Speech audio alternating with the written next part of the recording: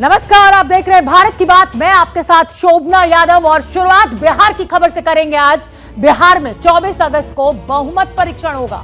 शपथ ग्रहण के बाद मुख्यमंत्री और उप मुख्यमंत्री ने पहली बैठक की है, जिसमें 24 और 25 अगस्त को विधानसभा का विशेष सत्र बुलाने का फैसला किया गया है। यानी 24 अगस्त और 25 अगस्त को विधानसभा का विशेष सत्र बुलाया जाएगा। 24 अगस्त को फ्लोर टेस्ट होगा और नीतीश कुमार ने कल राज्यपाल को 7 पार्टियों के 164 विधायकों के समर्थन की चिट्ठी दी है। तो पहली बैठक हुई है नीतीश कुमार और तेजस्वी यादव की। बिहार में एक बार फिर महागठबंधन की सरकार बन चुकी है। नीतीश कुमार ने आज 8वीं बार बिहार के मुख्यमंत्री पद की शपथ ली है। 2020 में नीतीश ने बीजेपी के साथ मिलकर चुनाव लड़ा था, लेकिन 2 साल पूरे होने से पहले ही नीतीश कुमार ने आरजेडी से हाथ मिलाकर सरकार बना ली है। तो इन तमाम तस्वीरों को आप देखिए और समझिए कि किस तरीके का सियासी माहौल इस समय बीजेपी में है। बिहार में बीजेपी और जेडीयू की राह हालांकि अलग अलग हो गई है। लालू नीतीश के करीब आने से लालू प्रसाद यादव का पुराना ट्वीट खूब वायरल हो रहा है, जिसमें उन्होंने नीतीश कुमार को सांप कहा था। अब बीजेपी इसी ट्वीट के बहाने नीतीश कुमार पर हमलावर है। यही कहते थे ना लालू प्रसाद जी, ये सांप है, सांप है, लालू जी कहते थे। और केचुआ बदलने का काम ये करता है। फिर लालू जी, ये सावन का जो जहरीला सांप होता है वो बड़ा डसने वाला होता है, और ये सावन का जहरीला सांप ही आपके घर में बगल से बिल में घुस के आपके गले में चढ़ गया है। ये किस दिन डसेगा पता नहीं। हमने पिताजी के उस ट्वीट को दिखाया कि आपके घर में सांप घुस गया, घर में सांप घुस गया। अब देखो, पिताजी ने कहा था कि ये 2-2 साल में बदलता है। इस ट्वीट का मतलब है तेजस्वी यादव के लिए कि अपने पिता की बात को याद रखे। पिताजी ने कहा था ये गिरगिट है, मैं नहीं कह रहा हूँ, ये प्रूफ है।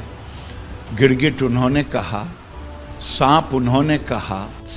कथन सत्य हुआ है कि उन्होंने कैचिल छोड़ी और दूसरी कैचिल अब बस धारण कर लिया। अगर बीजेपी इनको रास नहीं आ रही थी, सम्मान नहीं कर रही थी, इनका अपमान कर रही थी, तो ये अब तक क्या कर रहे थे? तो लगातार बीजेपी, जब से नीतीश कुमार ने गठबंधन से अपना समर्थन वापस लिया है, इतिहास याद दिलाने में तमाम बीजेपी के नेता लगे हुए हैं। नीतीश कुमार बिहार के नए सियासी समीकरणों की वजह बीजेपी की साजिश कह रहे हैं, तो बीजेपी नीतीश कुमार को एहसान फरामोश बता रही है। चुनाव के बाद नहीं बनना चाहते थे मुख्यमंत्री, लेकिन मुझ पर पूरा चारों तरफ से करके दबाव कि नहीं आप संभालिए, हम कर लिए। लेकिन बाद के दिनों में जो कुछ भी हो रहा था आप देख रहे थे ना। 15 में कितना सीट जीते थे, आज जब इन्हीं लोगों के साथ चले गए तो क्या हुआ है, 20 में क्या स्थिति हुई थी, तब तो सब हो ही न गया। ये सब तो सब समय पर चलेगा। वोट मिला नरेंद्र मोदी के नाम पर, आपके नाम पर वोट नहीं मिला। अगर आपके नाम पर भी वोट मिला होता तो हम 150 पौने 200 पार कर जाते। अगर आपके नाम पर वोट मिला होता तो आपको कल 43 सीट नहीं मिली होती। जब लगा कि हालांकि स्थिति ठीक नहीं है, तब नरेंद्र मोदी ने एक दिन में 3-3, 4-4 रैलियां की, जी जान लगा दिया। तो 2020 का जनादेश नरेंद्र मोदी के नाम पर है। तो नया नया घाव है बीजेपी के लिए भी, और इसीलिए आरोप प्रत्यारोप जो है वो दोनों ही तरफ से, जेडीयू और बीजेपी की तरफ से जोरशोर तरीके से चल रहे हैं। बीजेपी की निलंबित नेता नुपुर शर्मा को सुप्रीम कोर्ट से बड़ी राहत मिल गई है।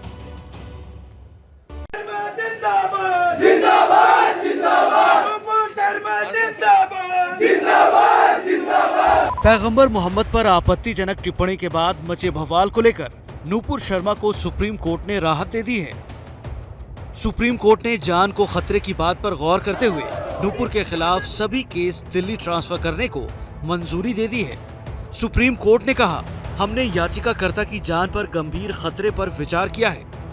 हम सभी एफआईआर दिल्ली ट्रांसफर कर रहे हैं। सबकी जांच दिल्ली पुलिस करेगी। साथ ही मुंबई में भी दर्ज एफआईआर की जांच दिल्ली पुलिस ही करेगी। उदयपुर से लेकर अमरावती हत्याकांड के पीछे नुपुर के बयान को ही आधार माना गया। नुपुर ने जान को खतरा बताते हुए सभी केस दिल्ली ट्रांसफर करने की मांग की थी। सुप्रीम कोर्ट ने नुपुर की गिरफ्तारी पर रोक के साथ भविष्य के भी सभी केस दिल्ली ट्रांसफर करने के आदेश दे दिए हैं। देश आजादी का अमृत महोत्सव मनाने की तैयारियों में लगा हुआ है, तो वहीं सीमा पार से देश में दहशत फैलाने की साजिश रची जा रही है। लेकिन देश के जवान दहशतगर्दों के हर मंसूबे को नाकाम करने में जुटे हुए हैं। ये तस्वीरें हम आपको जम्मू कश्मीर के बड़गाम और पुलवामा की दिखा रहे हैं। फायरिंग की आवाज आप सुन सकते हैं। बड़गाम के वाटर हॉल इलाके में सुरक्षा बलों ने 3 आतंकवादियों को ढेर कर दिया है और जिन 3 आतंकवादियों को सुरक्षा बलों ने बड़गाम में मार गिराया उनमें टीआरएफ का कमांडर लतीफ राथर भी था। लतीफ राहुल भट्ट और अमरीन भट्ट की हत्या में शामिल था। वहीं पुलवामा में सुरक्षा बलों ने 25 से 30 किलो आईडी बरामद कर लिया है। आतंकवादी 15 अगस्त से पहले एक बड़ी आतंकी साजिश की फिराक में थे जिसे पुलिस ने नाकाम किया।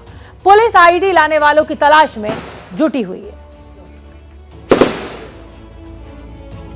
नीतीश कुमार 8वीं बार मुख्यमंत्री तो तेजस्वी यादव दूसरी बार डिप्टी सीएम बन गए हैं। इन दोनों के अलावा आज बिहार में एक और नाम की चर्चा है और वो नाम है लालू परिवार की लेडी लक राजश्री यादव का। जी हां, तेजस्वी यादव की पत्नी राजश्री को आज शपथ ग्रहण के बाद राबड़ी देवी ने भी भाग्यशाली कहा। लालू परिवार की लेडी लक पर हमारी एक्सक्लूसिव रिपोर्ट देखिए।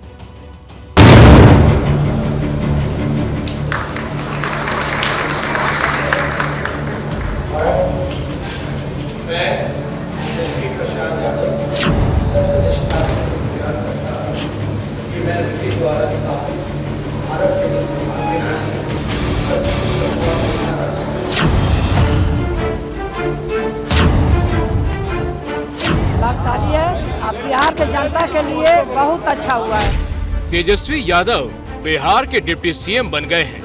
5 साल बाद तेजस्वी की सत्ता में वापसी हुई है। तेजस्वी यादव के लिए इस बार की शपथ खास इसलिए है क्योंकि अब उनकी जिंदगी में राजश्री और रेचल आ चुकी हैं। पत्नी राजश्री भी शपथ की साक्षी बनी। बिहार के राजनीतिक गलियारों में चर्चा इस बात की ज्यादा है कि लालू परिवार के लिए रेचल लकी साबित हुई। खुद राबड़ी देवी ने शपथ ग्रहण समारोह के बाद कैमरे पर बहू को भाग्यशाली कहा। भाग्यशाली है। अब बिहार के जनता के लिए बहुत अच्छा हुआ है। बहुत बिहार के जनता के हम धन्यवाद देते हैं। बहुत खुश है, सब कोई खुश है। बिहार के जनता बहुत खुश है। हुआ ये कि शपथ ग्रहण समारोह जब खत्म हुआ तब पत्रकार राजश्री की प्रतिक्रिया लेने पहुंचे। तेजस्वी की पत्नी ने सधे शब्दों में जवाब भी दिया। सबको बहुत धन्यवाद देना चाहती हूँ। सब आज एक नई शुरुआत हुई है। आज एक नई शुरुआत। हाँ जी। हालांकि अगला सवाल वो समझ नहीं पाई तो माइक राबड़ी के पास पहुंचा और उन्होंने सबसे पहले बहू को भाग्यशाली बताते हुए नई सरकार को बिहार के लिए बेहतर बताया। बिहार भाग्यशाली है। अब बिहार के जनता के लिए बहुत अच्छा हुआ है। बहुत बिहार के जनता के हम धन्यवाद देते हैं। बहुत अच्छा हुआ बिहार के जनता के लिए। बिहार के देश राज्य के लिए बहुत खुश है। सब कोई खुश है। बिहार के जनता बहुत खुश है। असल में तेजस्वी की पत्नी भाग्यशाली इसलिए मानी जा रही है क्योंकि पिछले साल दिसंबर में ही उनकी शादी हुई और अभी शादी का सेहरा बांधने की सालगिरह भी नहीं हुई कि तेजस्वी के सिर पर सत्ता का सेहरा बंध गया। शपथ ग्रहण समारोह के बाद परिवार के लोगों से ज्यादा सवाल जवाब ना हो इसके लिए फौरन तेज प्रताप यादव ने मोर्चा संभाला और करना क्या है इसका ब्यौरा देने लगे। क्या कहेंगे, आज बहुत दिनों बाद एक बार फिर से आपको सरकार में आए हैं। हाँ, सरकार में आया है काम करने के लिए, नौजवानों के लिए। चलिए। तेज प्रताप ने अपनी बात खत्म की और तीनों घर की ओर जाने लगे। रेचल और राजश्री लालू परिवार की लेडी लक इसलिए भी मानी जा रही हैं क्योंकि शादी के कुछ दिनों बाद लालू यादव को जमानत मिली। बिहार विधान परिषद के उपचुनाव में आरजेडी को जबरदस्त सफलता मिली। बोचहा विधानसभा उपचुनाव में आरजेडी की जीत हुई और अब तो खैर पति को डिप्टी सीएम की कुर्सी मिली है। दोपहर को शपथ ग्रहण समारोह में राजश्री राबड़ी और तेज प्रताप यादव के साथ पहुंची थी।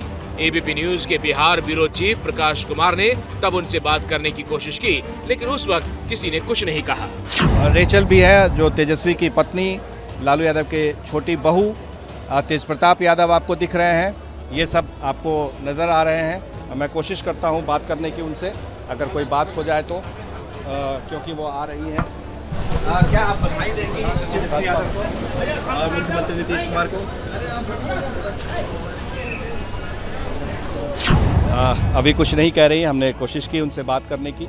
आपने देखा लालू परिवार खुश नज़र आ रहा है इस पूरे प्रकरण में जो अचानक जो कि 2020 में ये कहा जा रहा था कि तेज़ रफ्तार तेजस्वी सरकार, तो उस समय तो नहीं बन पाए, लेकिन अब जो है वो यहाँ पर आप देखेंगे कि शपथ लेने जा रहे हैं डिप्टी सीएम का। बिल्कुल अभी कोई भी प्रतिक्रिया देने से बचना चाह रहे हैं शिरीन, लेकिन यह है कि अभी कुछ देर बाद ही खुद नीतीश कुमार यहाँ आपको नज़र आएंगे हमारे पीछे, और तेजस्वी यादव दोनों साथ आएंगे। तेजस्वी यादव क्योंकि दोनों लोग शपथ लेंगे, ऐसा एक साथ दिखाने की कि हम लोग एक साथ, हम साथ है, ये दिखाने की तैयारी हो रही है। अंदर शपथ हॉल में सबसे आगे की लाइन में सोफे पर राजश्री, राबड़ी और तेज प्रताप बैठे थे। उस वक्त अगली लाइन खाली पड़ी थी और धीरे धीरे लोग आते गए, और जब तेजस्वी यादव पहुंचे तो राजश्री के बगल वाले सोफे पर बैठे। जब तक तेजस्वी शपथ के लिए मंच पर नहीं गए, तब तक दोनों आपस में बात करते रहे। शायद तेजस्वी पत्नी को कुछ समझा रहे थे।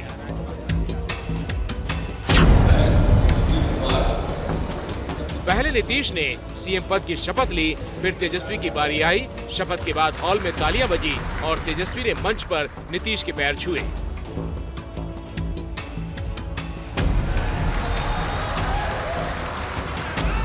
पिछले साल दिसंबर में जिंदगी की नई पारी शुरू करने वाले तेजस्वी यादव बिहार में सत्ता की दूसरी पारी शुरू कर रहे हैं। पिछले साल 10 दिसंबर को दिल्ली के एक सादे समारोह में तेजस्वी और रेचल की शादी हुई। रेचल मूल रूप से हरियाणा की रहने वाली है और तेजस्वी की दोस्त रही है। दोनों दिल्ली के स्कूल में साथ पढ़े हैं। शादी के बाद जब रेचल बिहार स्थित अपने ससुराल पहुंची तो परिवार वालों ने उनका नाम रेचल से राजश्री रख दिया। और तब तो रेचल से राजश्री यादव बनी तेजस्वी की पत्नी के राजनीति में आने की अटकलें भी सामने आने लगी थी। पार्टी के कई नेताओं ने पोस्टरों पर राजश्री की तस्वीर भी लगाई। बाकायदा पार्टी की ओर से राजश्री यादव का वीडियो सोशल मीडिया पर अपलोड किया जाता था। कई सार्वजनिक और निजी समारोह में भी राजश्री का आना जाना शुरू हो गया था। इन तस्वीरों के सार्वजनिक रूप से सामने आने के बाद चर्चा होने लगी थी कि क्या लालू की बहू सक्रिय राजनीति में आने वाली है।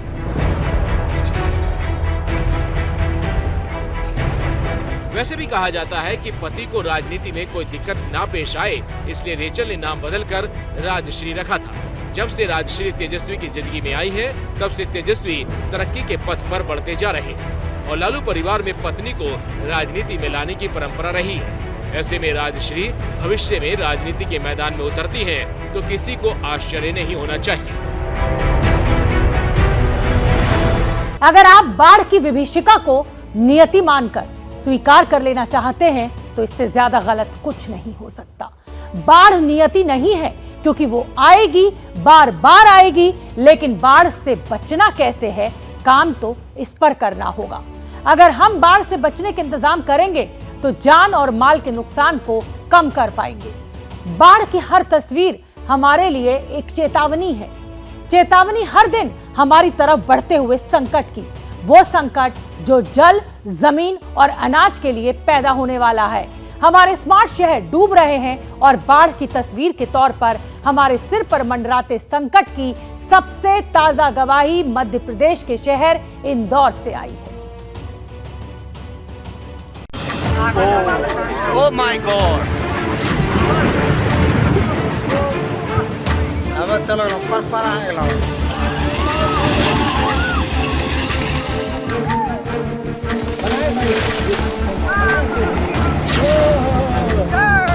कर दी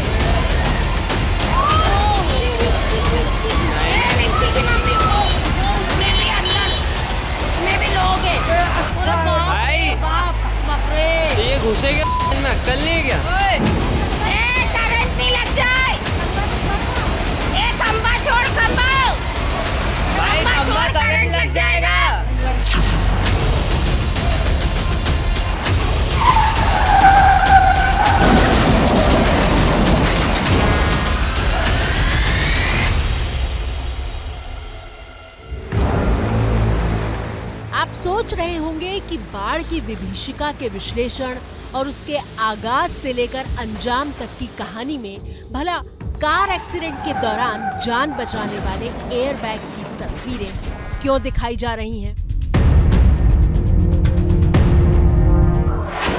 तो वजह समझने के लिए टीवी स्क्रीन पर मौजूद इन दोनों तस्वीरों को देखिए। पहली तस्वीर उस समस्या की है जो हर साल देश में दस्तक देती है, हजारों करोड़ की चोट देकर जाती है और हर साल करीब 1500 लोगों की बाढ़ में मौत हो जाती है। जबकि दूसरी तस्वीर ये बताने और समझाने के लिए है कि दुर्घटना होगी, लेकिन उस दौरान जान कैसे बचेगी।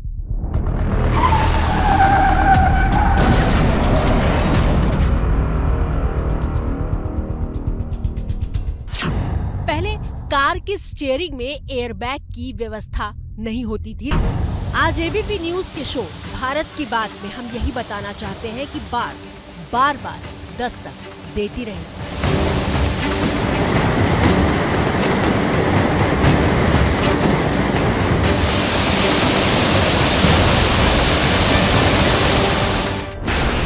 पहाड़ों पर बादल भी फटेंगे और मैदानों में फ्लैश फ्लड का तांडव भी मचेगा।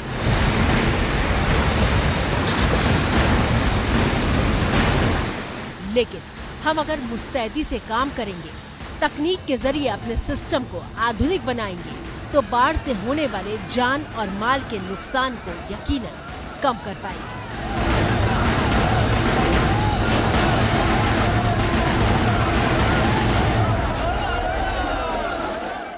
बाढ़ से बचने के इंतजाम करना बेहद जरूरी है। जरूरी इसलिए भी है क्योंकि साल दर साल हो रहे जलवायु परिवर्तन की वजह से बारिश के पैटर्न में बदलाव होता जा रहा है। देश के जिन हिस्सों में सूखा पड़ता था वो हिस्से आज बाढ़ में डूबे हुए हैं।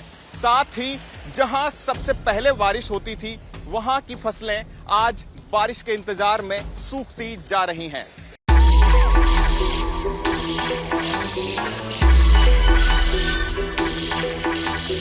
संकट कितना गंभीर है, इसकी पहली गवाही मध्य प्रदेश का शहर इंदौर दे रहा है, जो हमेशा अपनी चमचमाती साफ सफाई के लिए सुर्खियों में रहता है।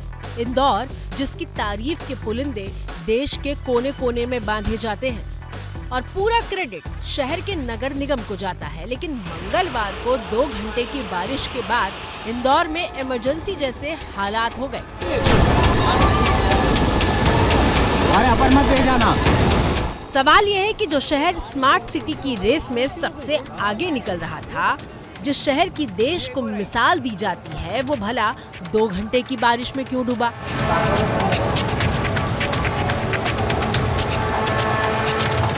जवाब के लिए पहले वीडियो विश्लेषण शुरू करते हैं, उसके बाद रिसर्च से जुटाए कुछ आंकड़े भी पेश करेंगे। तस्वीरें मंगलवार रात की हैं। 11 सेकंड की इस वीडियो क्लिप से पहले पूरा माहौल समझ लीजिए। पूरा बनाया। कालीकार का वीडियो है क्या? काली का नहीं है। हाँ मतलब वो थोड़ी सी दिख रही होगी, पता नहीं। कौन पायलट कौन था जो ले गया? होगा कोई। बारिश के बाद इंदौर की गलियों में पानी ऐसा उफान पर है कि दहशत में लोग किनारा पकड़े हुए खड़े हैं। दोनों तरफ दुकान और मकान है, लेकिन पानी घर की दहलीज को छूते हुए जा रहा है। और इसी बीच एक सफेद रंग की i10 कार वहां पहुंचती है। जरा ध्यान से सुनिए वीडियो में आ रही अगली आवाज को। वहां मौजूद आवाज लगाकर चेतावनी देते हैं कि आगे जाना खतरे से खाली नहीं है। कार सवार ब्रेक लगाकर रुकता भी है, लेकिन अगले पल उसे लगता है कि वो वहां से निकल जाएगा और वो जैसे ही गाड़ी आगे बढ़ाता है तो गाड़ी का कंट्रोल ड्राइवर के हाथ से निकलकर पानी के बहाव के पास पहुंच जाता है। कार भी बन रहा है। देखते ही देखते 900 किलो वजन वाली कार पानी के भीषण बहाव में खिलौने की तरह बहने लगती है। अरे इधर आ जाओ, ऊपर आ जाओ, ऊपर आ जाओ।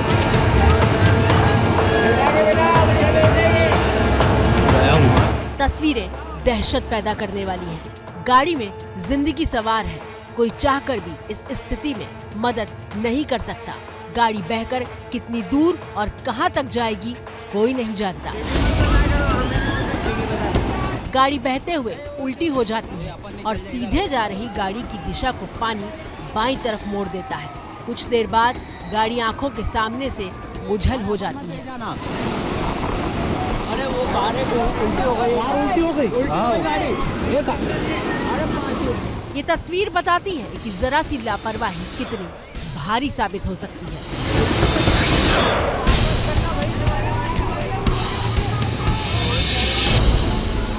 वो बह के आई, कारण उसको मना करा था कि आगे मत जाए, फिर भी वो नहीं माना।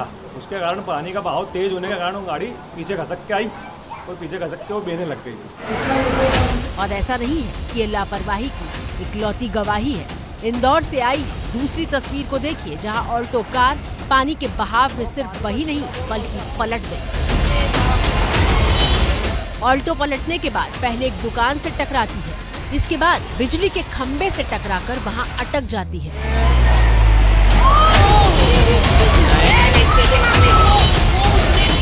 और तस्वीर देखकर उस वक्त रोंगटे खड़े हो जाते हैं जब ये पता चलता है कि गाड़ी के अंदर एक शख्स मौजूद है।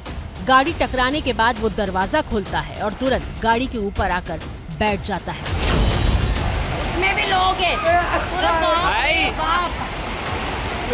बना रे बना, बाप रे। ये घुसेगा में, अक्ल नहीं है क्या? इस घटना का वीडियो बना रहे लोग सहमे हुए थे। तभी महिलाओं के चिल्लाने की आवाज आने लगती है, क्योंकि शख्स बिजली का खंभा पकड़े हुए है। उन महिलाओं को डर लगता है कि कहीं उसे करंट न लग जाए। करंट नहीं लग जाए, ए भाई करंट नहीं लग जाए रे, ओए ए करंट नहीं लग जाए, ए खंभा छोड़, खंभा भाई, खंभा करंट लग जाएगा।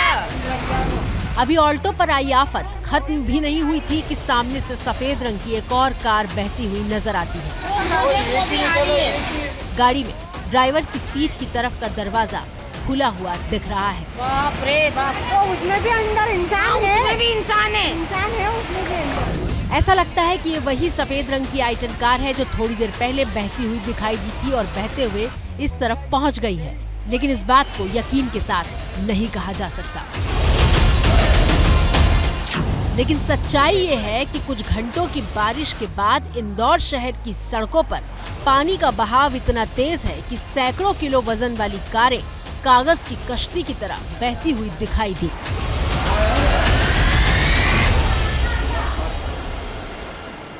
हमने देखा पानी का बहाव इतना तेज था कि गाड़ियां जो चल रही है उनको मना किया, लेकिन वो मना करने पे माने नहीं, तो गाड़ियां रिवर्स में हमारे इधर आ गई और हम लोगों ने फिर चिल्लाए, उन लोगों को सचेत किया, तो वो लोग गाड़ियों में से निकल के बाहर आए और बाहर निकलने में उन लोगों ने पोल पकड़ लिए। तो बिजली अगर करंट आता है तो वो लोग जनहानि हो जाती कुछ भी, तो उन लोगों को बाहर निकाला हम लोगों ने, चिल्ला 2 गाड़ियाँ थी। इंदौर शहर में मंगलवार की शाम से शुरू हुई बारिश रात होते होते इतनी बरस चुकी थी कि शहर की अधिकांश सड़कें पानी में डूब गईं, वाहन बहने लगे, बस्तियों में पानी भर गया और नदी नाले उफनने लगे। और ऐसा इसलिए हुआ क्योंकि इंदौर शहर में पानी की निकासी के पर्याप्त इंतजाम नहीं किए गए थे।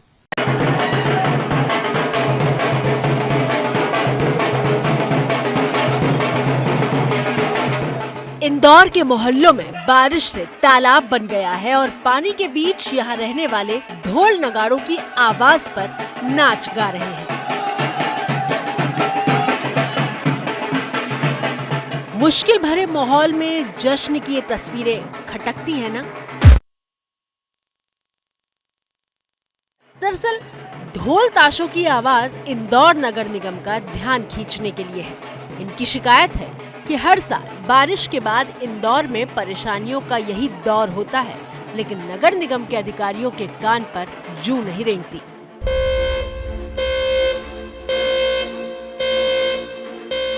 वीडियो विश्लेषण की बात तो बहुत हुई, अब जरा तथ्यों की तरफ चलते हैं। 5वीं बार लगातार इंदौर को देश का सबसे साफ शहर माना गया है। सवाल ये है कि इसके बावजूद इंदौर क्यों डूबा? तो 9 अगस्त से 10 अगस्त के बीच यानी 24 घंटों में इंदौर में सामान्य बारिश का आंकड़ा 15.7 mm है, लेकिन 24 घंटों के भीतर इंदौर में 81.2 mm बारिश हुई, यानी सामान्य से 417% ज्यादा। तो इंदौर के डूबने की पहली वजह तो रिकॉर्ड तोड़ बारिश है। अब आइए दूसरी वजह पर।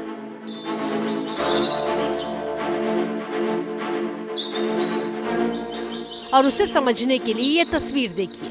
ये इंदौर के पब्लिक गार्डन की तस्वीर है और पूरे शहर में ऐसे 102 पब्लिक गार्डन बनाए गए हैं। समस्या ये है कि इन बाग बगीचों को बनाने में जमीन के उस हिस्से का अतिक्रमण हुआ है जो पानी निकलने के रास्ते का रोड़ा बन चुका है। अब इस समस्या का अगला हिस्सा समझिए। इंदौर में 1912 किलोमीटर लंबे सड़क नेटवर्क के मुकाबले सिर्फ 126 किलोमीटर लंबा भूमिगत ड्रेनेज नेटवर्क है, यानी वो सिस्टम जिसके जरिए पानी की निकासी होती है। सड़क नेटवर्क के मुकाबले ड्रेनेज नेटवर्क 93% कम है, यानी पानी निकालने वाला जो ड्रेनेज सिस्टम है उसको 93% तक बढ़ाना है। और वो कहावत सुनी है ना आपने कि कंगाली में आटा गीला, वैसा ही मध्य प्रदेश सरकार ने बाढ़ प्रबंधन के बजट को कम करके किया है। 2019-20 में जो बजट 10,118 करोड़ रुपए रखा गया था, वो घटते घटते 2022-23 में 8,438 करोड़ पर पहुंच गया है। हम बार बार कह रहे हैं कि गंभीर संकट आने को है और ऐसा हो रहा है जलवायु परिवर्तन के कारण, जिसके चलते बारिश का पूरा पैटर्न ही बदल गया है। जो शहर पहले डूब जाते थे वहां पर अब खड़ी फसलें सूखने लगी हैं और जिन शहरों में पानी नहीं आता था वो शहर अब डूबने लगे हैं। ऐसा भारत में ही नहीं बल्कि दक्षिण कोरिया के सियोल में भी हो रहा है। ये तस्वीर देखिए।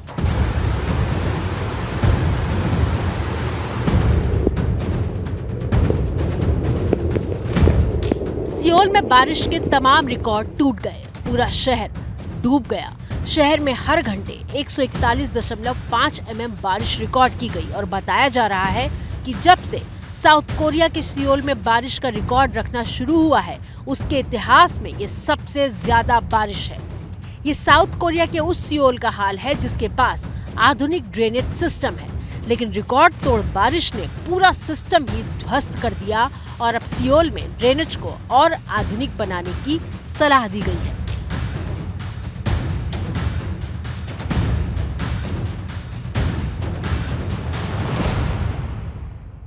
हर घर तिरंगा एक अभियान से बढ़कर अब एक आंदोलन का रूप ले चुका है। केंद्र सरकार की तरफ से भले ही 13 से 15 अगस्त की तारीख तय की गई हो, हर दिशा में सिर्फ तिरंगा ही तिरंगा नजर आ रहा है। हर घर तिरंगा अभियान को लेकर पीआईबी ने एक वीडियो सॉन्ग रिलीज किया है, वो आप देखिए। भारत देश हमारा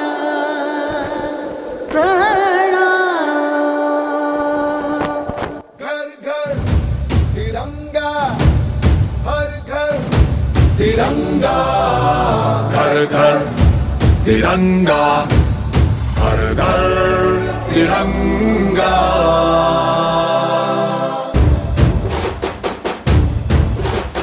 घर घर तिरंगा, रथ घर तिरंगा, घरों घरी तिरंगा, प्रत्येक घरी तिरंगा।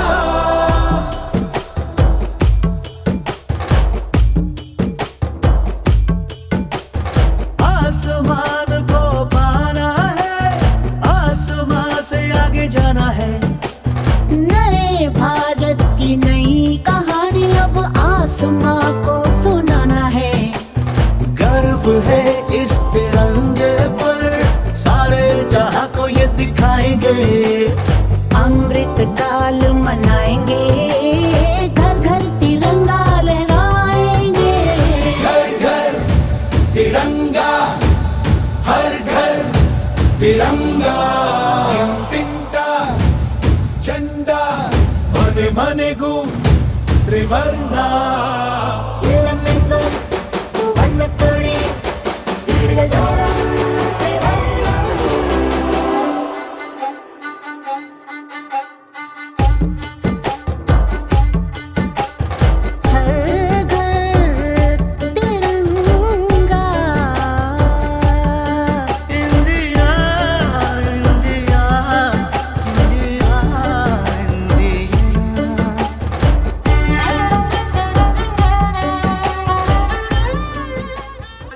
क्या मजबूरी है मेरी, बताइए। मैं अभी आपको बताती हूँ कि मैंने ओए होए होए होए नमकीन के चटकारे लेते हुए टकटकी मार के डिबेट शो को पॉज रिपीट कर कर के देख रहे हैं जोगिंदर जी। इनकी तरह आप भी देखें अपनी फेवरेट डिबेट्स को रिपीट कर और डाउनलोड कीजिए एबीपी लाइव ऐप अपने स्मार्ट टीवी पर।